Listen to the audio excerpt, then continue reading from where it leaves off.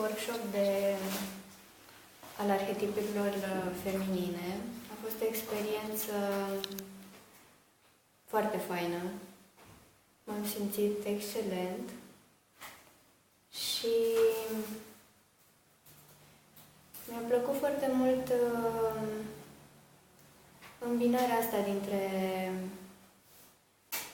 dintre partea practică de exerciții, partea creativă și partea, să zicem, teoretică. Simt că am primit foarte multe și pe parcursul workshop-ului de 2 zile mi-au și picat foarte multe fise, am avut așa multe revelații și care s-au născut, o parte dintre ele, din asocieri foarte neașteptate și foarte surprinzătoare cu aceste arhetipuri pe care le-am simțit foarte puternic. Și mi-a plăcut foarte mult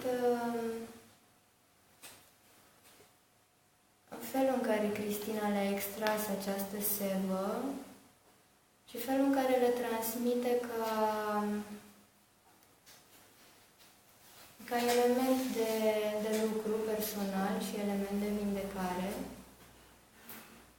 Și nu m-am gândit niciodată la asocierea asta care a venit pe linia lui Jung, asocierea zeităților din panteonul grecesc cu tipologiile psihologice umane.